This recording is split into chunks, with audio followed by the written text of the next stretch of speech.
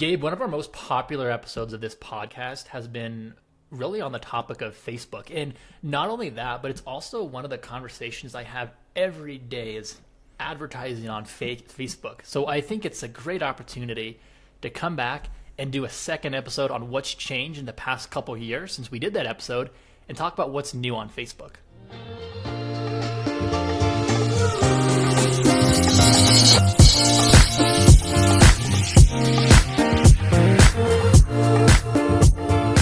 So Gabe, before we talk about advertising on Facebook, I want to talk about social media apps in general because I feel like Facebook's the one that gets all the attention, and I want to know why. And I think we both know why. But Gabe, on your phone right now, what kind of social media apps do you want? I don't think we're friends yet.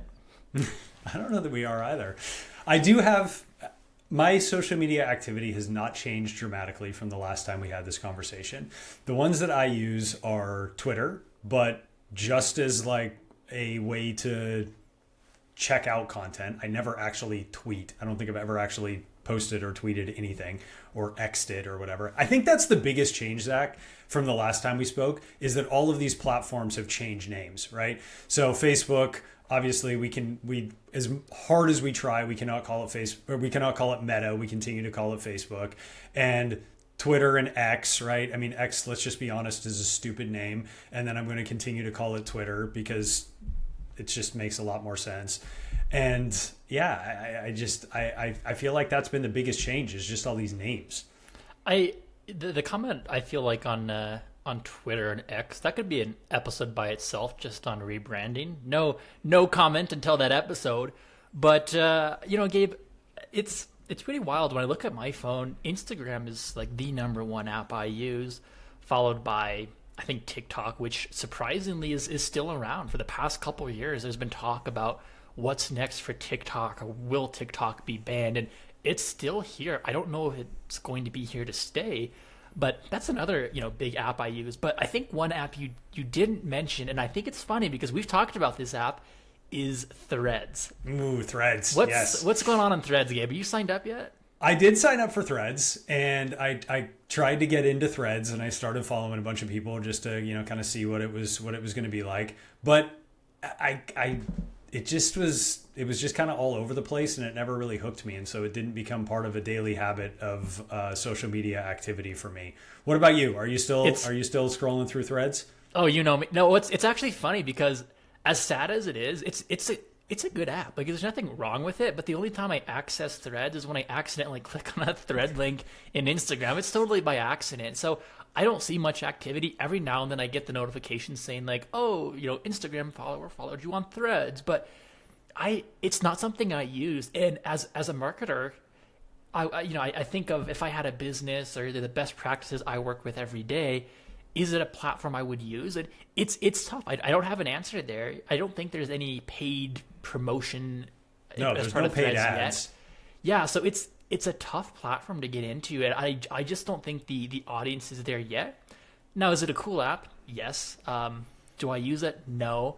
But going back to even X, it's tough to compete with something that's been around so long and has such a large audience. Even if you rename it for whatever reason, you still have the hundreds of millions of users or however many they have on the platform. So it's tough to take a chunk out of that.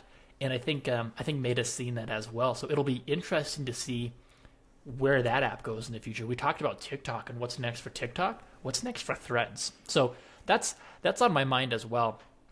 One thing I do know, Gabe, is you mentioned you like to browse Twitter and see what's happening there. I feel like half of your Twitter traffic is to the Excel memes account. I feel like that's probably number one for you. I love that account so much. It's my favorite Twitter follow is Excel memes. I highly recommend for anybody who's super nerdy about Excel. Probably half of my text messages to Zach are basically just sending him links to the Excel memes Twitter account because it just makes me laugh every time.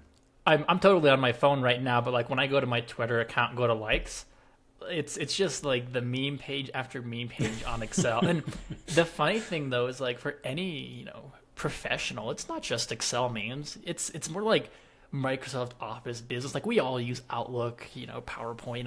It's collective. There's a lot of Teams shade on the Microsoft or on the Excel memes thread for sure. It's a lot of shade getting thrown at Teams. Without It definitely is. But Gabe, so that's kind of, how you and I are using social media today. There's always new apps coming out.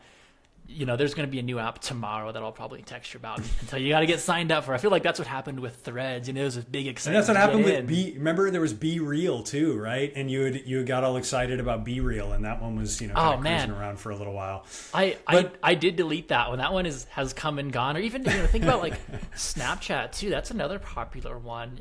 And of course there's the Facebook app. We talked about Instagram, but I feel like even in 2024, the popularity of some of these classic apps, looking at Snapchat even, is kind of fading. And when I look at the ads I see on these platforms, it definitely shows. I mean, we see Facebook ads every day. We see ads on Snapchat if you use Snapchat. I don't know if you use Snapchat, Gabe, or I'm not a Snapchat guy, but this kind of gets to the conversation that we wanted to have today a little bit, Zach, which is, as much as things change, they sort of stay the same. And it sort of feels like Meta with Facebook and Instagram is the place to advertise if you're going to do ads online. Twitter is a complete wasteland when it comes to ads. It is bizarre. The ads that I see on Twitter are strange, and they're injected into comments now as well, where you click on something and look at the replies, and then all of a sudden there's a bunch of ads thrown in the middle of it. I read an article. I sent you this article about how much Twitter advertising revenue is down year over year. They lost 50% of their ad revenue year over year because of, and I'll tread lightly here, but because of how interesting Twitter is. There's a lot of companies that don't want to advertise there anymore because they don't want their name next to specific topics. And that's really hurt Twitter a lot. And because of that, I think it's pushed people back to some of these other platforms like we're going to talk about with Meta. And Gabe, I don't want to put you on the spot, so I'll kind of like walk through my example and I'll ask you the question. But what's the last ad I saw on Twitter? No idea. What's the last ad I saw on Snapchat? No idea. What's the last ad I saw on Instagram and Facebook? I can tell you exactly what it was. There's two that come to mind, but it goes back to using data in making sure your messaging resonates with your target audience. And out of all these platforms, I'm only seeing one do a very good job at this today. Yeah, it's funny because there was all the iOS 14 stuff with Meta and all the problems that they were having around that, and that definitely caused a lot of challenges for marketers when all of that happened. But it seems like we're past that. Right? Like it really feels like we're past all of these issues of how to leverage data, how to track conversions, all of the things that really became problematic for Meta. And, with their, even though you're not running ads on Threads, that still created a lot of momentum for the company overall. Reels has obviously been really good for them, from direct competition with TikTok. And as you said earlier, who knows what's going to happen with TikTok? I mean, there's regulatory stuff coming down on them, probably in the near future where they're going to either be forced to sell or potentially it gets banned, which seems crazy. But I mean, that's the place that we're at here.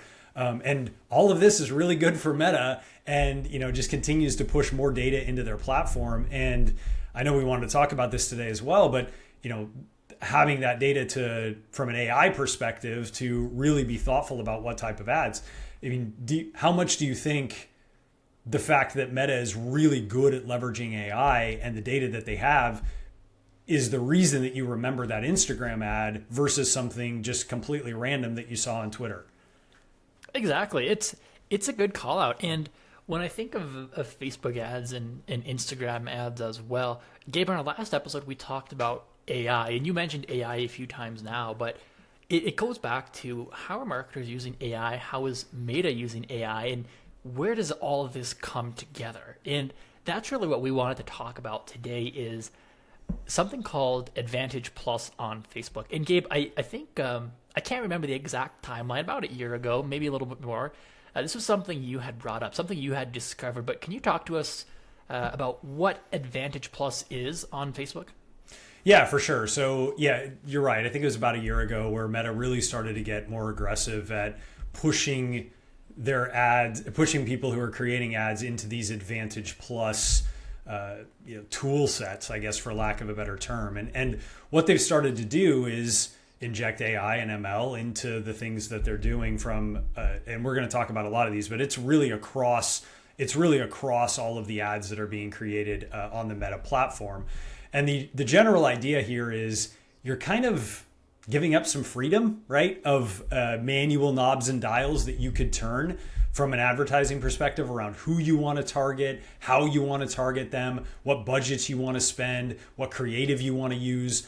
There's a whole set of stuff here that falls under that Advantage Plus category that when you run these ads, they just kind of become the default into Advantage Plus. And that's one of the big things that I noticed is that Meta is getting very aggressive at pushing people into Advantage Plus, I should say, right? Where it becomes the default. You have to kind of make an effort to go through and not do Advantage Plus activities when you're going through and actually creating an ad now, which is, I think, is interesting. What's your feeling on that, Zach? I mean, have you noticed that as well, where they're getting a bit more aggressive at kind of pushing people down this path? Yeah, it's all on by default now. And in the past, it definitely felt like you had a little bit of extra control.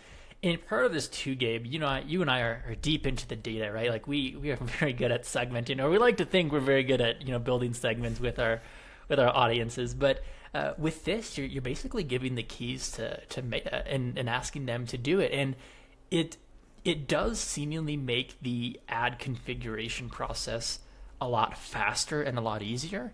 But I think it's interesting to know at what cost. Like if I do an ad today and say Advantage Plus all the way and publish it, what results will I see? And Facebook has shared that they've had some pretty impressive results with these types of ads. And I think there definitely is a use case for Advantage Plus, and we'll talk about that a little bit in depth.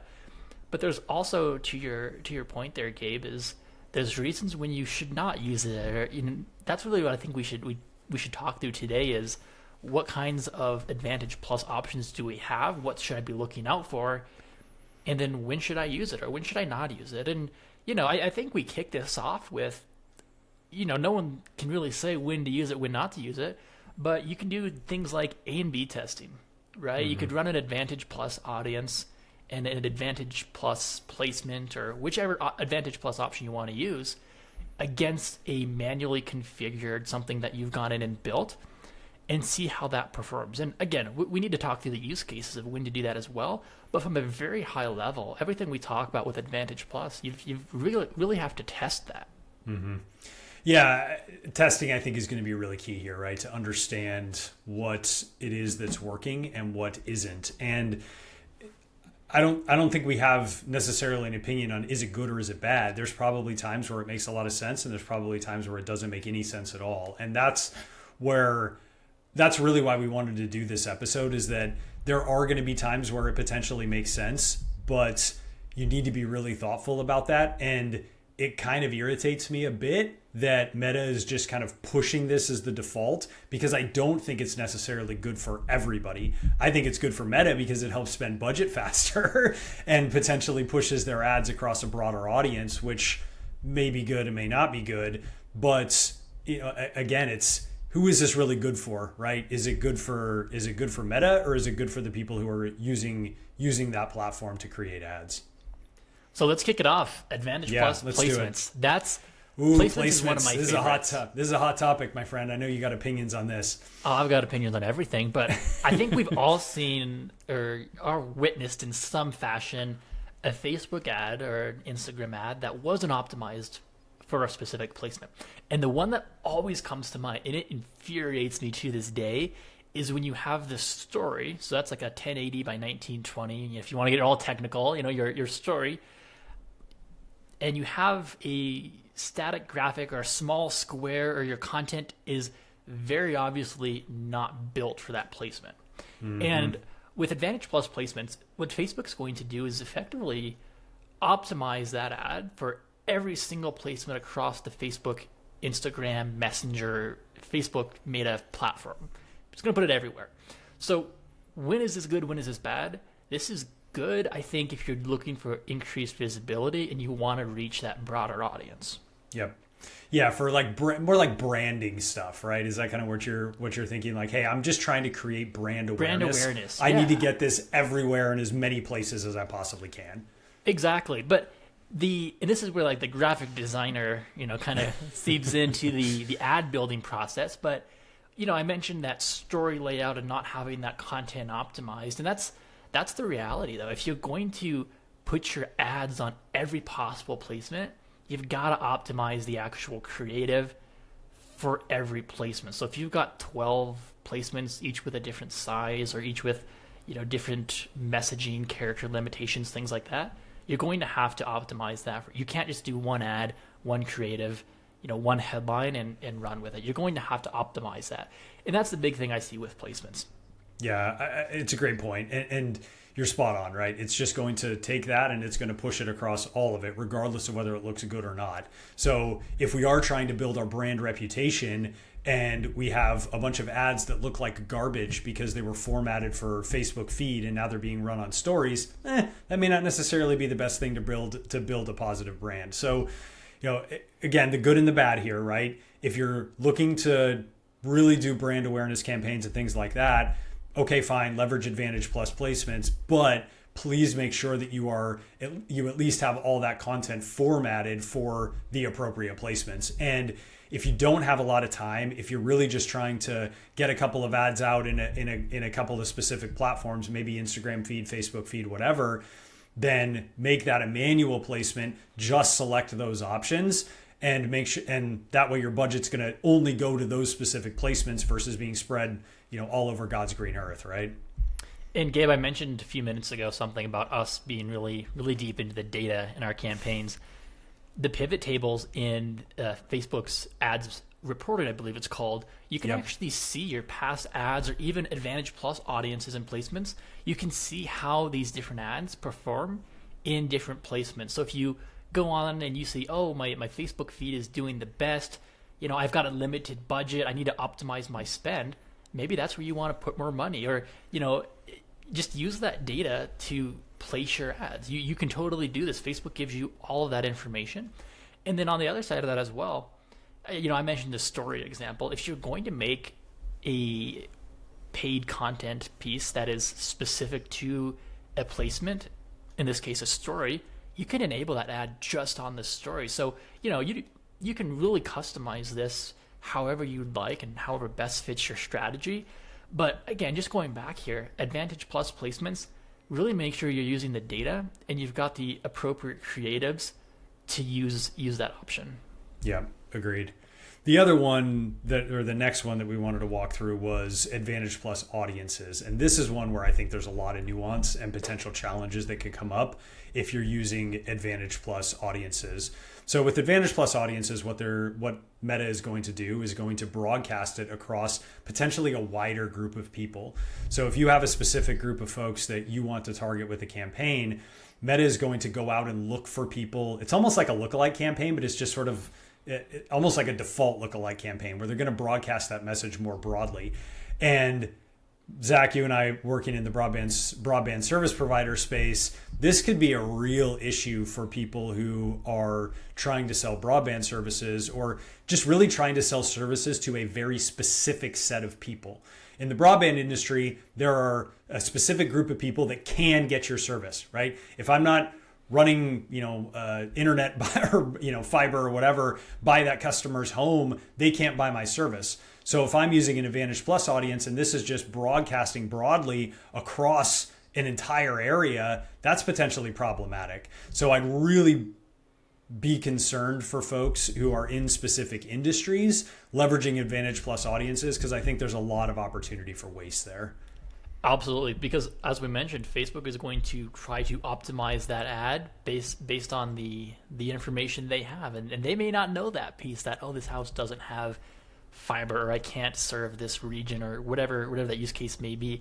So that's a good call out. And one of the things we've used, Gabe, quite often is two lists. You can use an inclusion list, so your primary audience, and then you can also have an exclusion list. And with that exclusion list, we're telling Facebook, we're telling Meta not to market to these people. We don't want our ads shown to these people.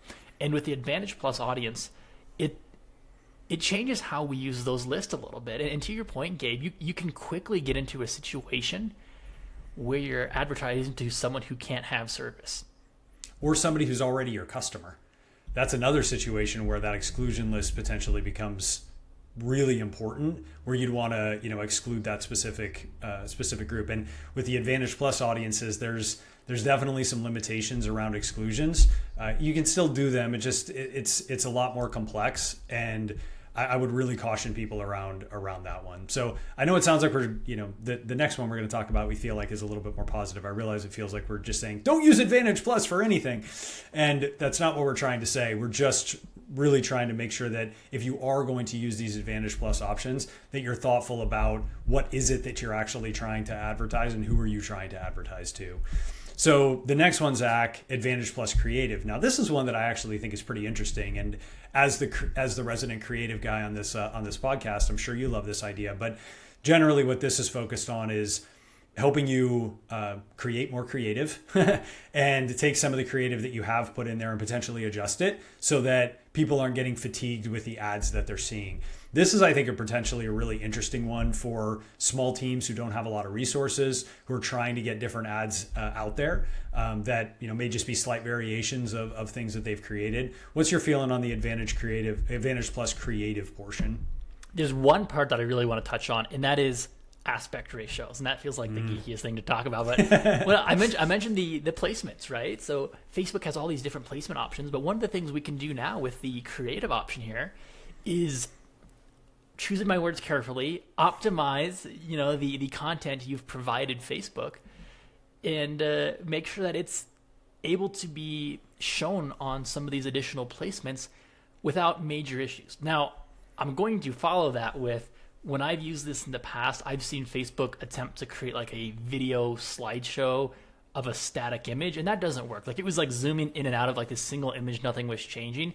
So there's fine print to it. It has some great aspects. I think you can actually even do like image properties like brightness, contrast, and things like that. So, I mean, it can be a nice tool, but you just have to be aware of what exactly that enhancement or what exactly is changing with that creative. And a lot of the tools I work with, even my customers today, the Adobe Suite's big, Canva I see a lot of times you don't need the media enhancements when you create these graphics and do things offline. So, just be aware of what Facebook is going to try to do and how they try to optimize that ad.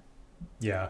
And this is a spot where it feels like in the future, generative AI is going to be a inserted into the ad process. And this is a little bit of speculation by me, but it seems like a very logical place to have natural language in there, where you could say, I have this ad, it looks like, I have this piece of creative, it looks like this, give me 3 versions of it that do this and this, right? That to me seems like a very natural extension of this type of platform, and that would actually be really cool to be able to kind of do that in a natural language way. Yeah, and the cool thing too is like Meta has like their own AI lab, and Gabe, we've kind of like poked around a little bit, not diving too deep into that today. I feel like we've talked a lot about AI this week, and but they've got that image generation tool, and I feel like in the future we're going to see these Advantage Plus options really take off with how much AI you can actually use, and really just how easy building ads within one solution becomes. Yeah, you sent me some information about, I had heard of Llama, which is Meta's basically their generative AI or their AI language that they've created and open sourced. And I've read some stuff about that, but there was the other one and now its name is escaping me. Ego, is that the one, Zach? Oh man, that's right. It sounds familiar. I don't want to say it wrong though. I'll let you say it wrong. I think it was, I'm pretty sure it was Ego, but I may be wrong about that, so don't hold me to it. But that one was really interesting, where they're starting to combine AR and VR into, while using AI. So the example that they use, a couple examples that they use was learning to play tennis. And you could have basically a virtual tennis coach. You have your glasses on, right? Those nice Meta Ray-Bans that they sell. And you would have a coach who was basically talking to you as you're out playing tennis or cooking a recipe and, going through and understanding a little bit more context around actually cooking that recipe. They showed a person like whisking a thing on a stove, and the person is talking in their ear about, oh, good job, you're doing this the right way. What's really going to be crazy though, Zach, is when they start inserting ads into those activities too. Because if you're like cooking, or something, and they see that you don't have a particular tool that you need, you can just insert that ad right in there, baby, and you could, click on it, and you'd be off and running to go purchase it. That's where this stuff gets really crazy. That feels like too much of an interruption. Like, I don't want to be like mid spaghetti boil and have to watch a 30-second ad for a kitchen utensil I don't think I need. But I do like that example, like the tennis coach too. Like, I feel like, not to like totally hate on AI, but I feel like these are like good use cases, like actually practical, like learning how to play tennis. Because like right now you can go on and watch a YouTube video on how to cook or how to play tennis, right? But then like taking that and just immersing yourself in that content, I think that's a entirely different way to consume content. And I'm excited. I've got my Meta VR headset here. I don't have my Apple Vision Pro yet, but I think it would be cool. Now, would I use it? I don't know. I don't know if I need a spaghetti cooking guide or how that would play out, or someone telling me I'm a bad cook. It's interesting, and I do think looking at the Meta AI lab, they're up to something, and I'm very excited. Yeah, I agree. I think there's going to be some really interesting stuff that's going to come out of that for sure. And I agree with you. Those are actually functional use cases for AI and how to insert this into our everyday lives. It's that part of it's going to be really interesting. My kids who are much younger, it's going to be interesting to see how they think about all of this. Much like I didn't grow up with YouTube, right? Your generation, if they don't know how to do something, you just go out and find some YouTube videos and figure out how to do it. Are my kids going to be of the generation where if they don't know how to do something, they go and get their goggles and, pull up a AR, VR assistant, and that person teaches them how to do that thing? That may be how they learn to do stuff. That's how I learned how to ski. Kind of cool. 1 5-minute YouTube video, and I was double black diamond. So it's it's the way you do it now. But get moving on here. Advantage Plus, yeah. campaign budgets, and I feel like this is a topic you're going to be very excited about. So I'll open it up to you to talk about the campaign budget option. I mean, I am the finance guy, so I should be excited about budgets. But, the budget piece, this one's one where I don't think they've made massive changes to how this process worked from before. There was campaign optimization, budget optimization previously, right? They've kind of just rebranded it as part of this overall Advantage Plus. But, this is where you can start to get into things like, where is my budget being spent? How rapidly is my budget being spent? On what placements is my budget being spent? What people are going to actually engage with the ads in the most effective way, where my budget is being spent most effectively? I certainly think there's some benefits to this. I think it really depends on scale, right? If you are somebody who is running, ads, spending thousands of dollars a day on ads, then using something like this probably makes sense. If you're somebody who's spending a couple $100 on ads a day, even, it probably doesn't make that much difference. I would probably focus more on things like placements and audiences and focus more of my time and attention there. But, I think there are some benefits for people who are investing large sums of money, within the Meta platform for sure, within this campaign budget optimization. And I think the interesting thing too is because when you think of like traditional ads, you think of, what's my daily spend, weekly spend, lifetime spend.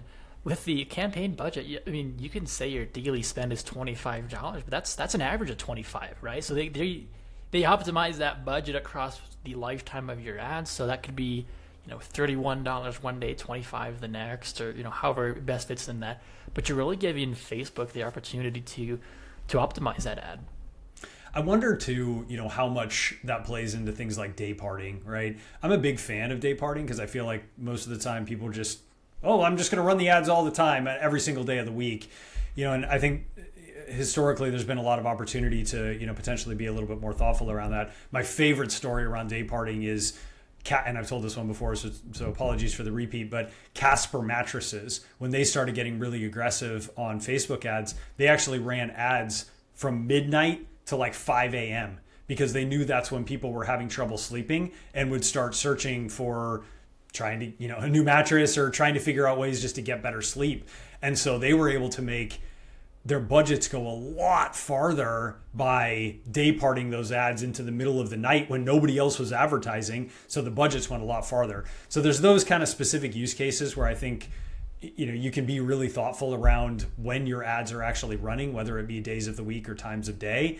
And I'm not sure that campaign budget is necessarily going to take those things into consideration, I haven't played with that, but I do like the scheduling of ads at specific times. I love that. And if you have a heat map tool on your website or in some kind of analytics platform too, you can kind of see when your audience is online too, right? So it may not make the most sense, especially if you're on a limited ad budget or you're trying to optimize. We don't want to waste someone's money, right? But it may not make sense to run ads in the middle of the day at 2 p.m. or on specific days, the weekends. Like there's hundreds of different criteria we can use there, but I'm a big fan of ad scheduling.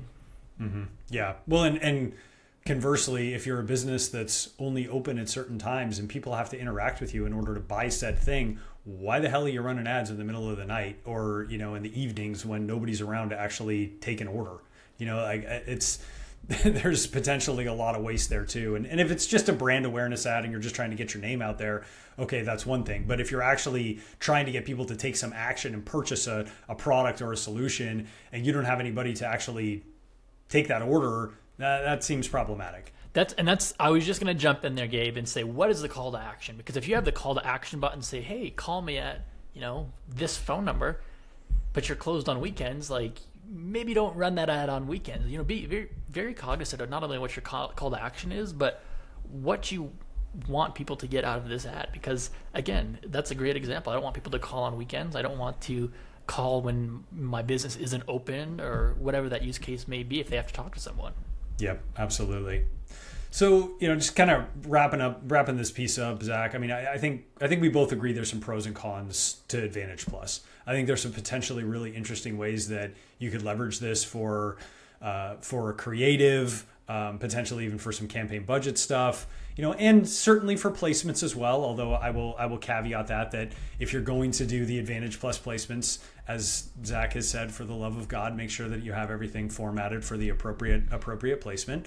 And then there's the real cons that come up are around, that audience. The audience piece is probably my biggest red flag around Advantage Plus and how they're just pushing that very aggressively onto people, because I think there's a lot of businesses and ones that we deal with in our regular jobs on a day-to-day basis, Zach, where who is seeing those ads is almost one of the most important things.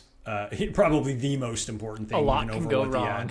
A lot can go wrong there, right? Whether it's marketing to existing customers, whether it's marketing to customers who can't buy your service, there's a lot that can go wrong if you're using Advantage Plus audiences. So I would really caution people to be careful about that bit, because I think it can go, a lot can go wrong. And even think of the mobile app. We have a lot of companies out here that are promoting a mobile app, and if you're trying to get someone to download your mobile app, what good is it promoting that to someone who already has your mobile app? And I get those ads quite often. I'll get an email that says like, hey, go download my mobile app. And I'm like, well, I've had your mobile app for 5 years. Like, why am I getting this? Do you not know that? So again, it's, optimizing that customer experience, because ideally someone's going to see these ads and they may call in whether or not they know they can have service, or, they're, in my case, whether or not you have the mobile app. Optimize your ads from the beginning. And I think you'll see some, greater results than the blanket Advantage Plus, and forget it. Well, and that word is spot on, right? The blanket piece. I think that's my probably biggest concern with this, is that it's being pushed very aggressively as the default. And when you go to create an ad now, everything is defaulted to Advantage Plus. And if you're not paying really close attention, it may just become the default of, how ads are being created. Now, that means you can create your ads a bit more rapidly, right? So there's a speed advantage there. But again, we think there's a lot of, potential stumbling blocks that people can run into there. So as you're creating these ads, make sure that you're really thoughtful about what's default, Advantage Plus versus what's not, and make sure that you're, going through and really having a thoughtful process around who you're targeting, how you're targeting them, where they're going to see these ads. And Zach, you brought up a great point, what the call to action is, to make sure that whatever action we're asking them to take is relevant based on when it is that we're advertising to them. I love it, Gabe. This was a great episode, and I have one last shameless plug here. If you're listening on Spotify, there's a Q&A box, and you can submit questions, and they come back to us. So my question to you is, if you're using Advantage Plus, or if you've done any A/B testing, what kind of results are you seeing? Feel free to jump into Spotify and drop us a note in that Q&A box. But I'd love to hear what you guys are seeing with results in terms of the placements, the audience, creative, even the budget, everything we talked about today. Love to hear from y'all to see what you're seeing. Yeah, that'd be great. We'd certainly love to. Look at this, we're like breaking the fourth wall, hearing from our listeners, Zach. I love it. So yeah, that'd be cool. Love to hear what other people are seeing out in the real world as well. Yeah, that's always a dangerous invitation. You never know what kind of questions we're going to get now. But this is true.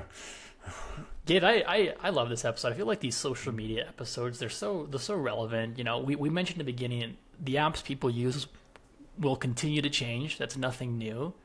But at the end of the day, there's still one big powerhouse. There's a loud voice in the room, and it's Meta right now. And whether or not that's here to stay, it's to be continued. Although I am interested. I was thinking, if TikTok does go away, we've got like the alternatives built into YouTube and Instagram and Facebook. I wonder how long it'll take for someone to just build a new app. Or I wonder, can we just turn Vine back on? Surely the code still exists. Can we just plug it back in and see where we go? 6-second videos. Yeah, Vine was ahead of its time for sure. It's sad that one went away, but alas. The prime of high school is making 6-second Vines that nobody would watch. But yeah, this fantastic conversation here.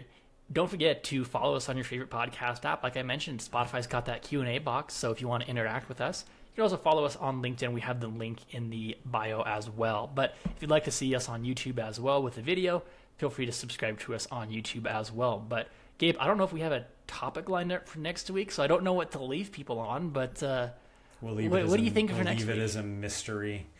But and that's just a mystery saying because we don't know. Yeah, that is true. Yes, but we'll make it happen, and it'll be something fun. I have no doubt. Awesome. Well, I'm looking forward to it, Gabe.